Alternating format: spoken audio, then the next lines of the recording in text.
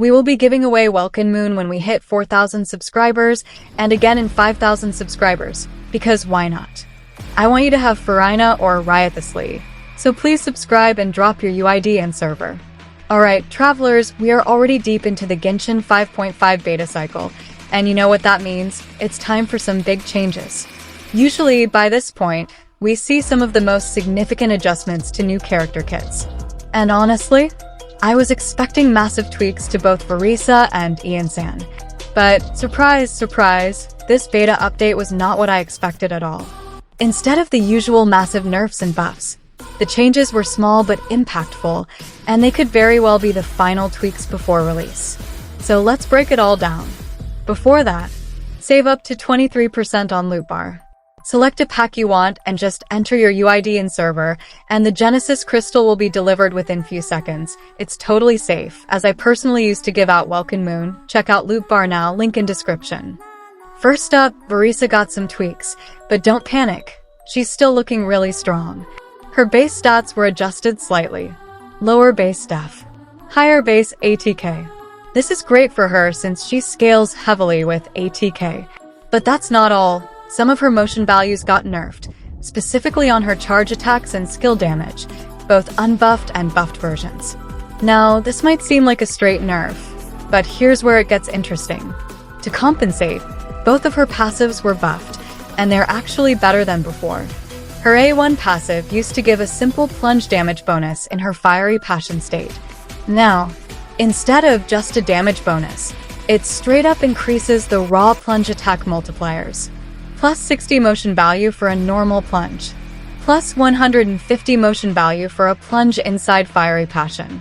This makes her plunge attacks hit even harder, and it also means her C1 got changed accordingly to match these buffs. Her A4 passive also got buffed, now giving more ATK whenever Night Soul Burst is triggered, so her overall damage scaling is now even better. But here's the real kicker: artifact set testing.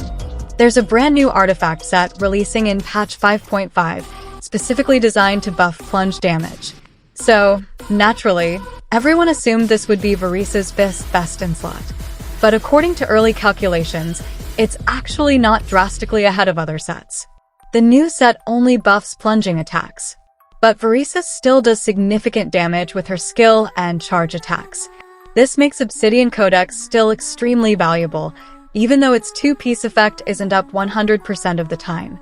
The new plunging set is slightly better for Xianyun teams, but in overload teams with Shavras, Obsidian Codex actually pulls ahead. So, what does this all mean? Varesa's playstyle hasn't changed, but these tweaks consolidate her identity as a pure plunge DPS, and that's great news for anyone planning to main her. Now, how much stronger is she? Well, the exact numbers vary based on different calculations, but here's a rough estimate. Shavra's overload teams, plus 3.5% total damage increase. Xianyun teams, plus 1.2% total damage increase. Overall buff, around 1 to 2% increase in total DPS. Not game-breaking, but hey, a buff is a buff. Now here's where things get really interesting. Iansan is so strong that she's rivaling Bennett in terms of team utility and raw output. I was 100% expecting nerfs. In fact, I would have bet Primogems on it. But guess what? Nothing changed. She is exactly the same as she was in the initial beta. No damage nerfs. No energy cost increases. No cooldown changes. Nothing. Instead, the only thing that got updated was her ability descriptions, making her kit more clear, but no actual mechanical changes were made. And here's the craziest part: both Iansan's and Varesa's birthdays were added in the game files. Why is this a big deal? Because in Genshin betas, when a character's birthday is added, that usually means their kit is final. There's still time left in the beta, so technically, Hoyoverse could still change things, but if history is anything to go by, Iansan and Varesa are both locked in for release. Now, does this mean Iansan will break the game? Not necessarily, but it does confirm that Natlan's characters are following a trend of serious power creep. With both Varesa and Iansan shaping up to be incredibly strong units, and considering how trainee Shavras and Muzzen were also extremely powerful, it's pretty clear that Natlan is pushing Genshin into a new era of stronger, more versatile characters. Final thoughts? What's next? Varesa is looking stronger than ever and is still a top-tier plunge DPS. Iansan is untouched and could end up being one of the most broken 4-stars we've ever seen. The new artifact set is great, but Obsidian Codex remains a strong alternative. Honestly, this is looking like one of the most exciting patches in a while. If you're saving Primogems, it's time to decide, because both Varesa and Iansan are looking like top-tier pulls. What do you think about these final beta changes? Are you happy with Varesa's buffs? Do you think Iansan is secretly broken?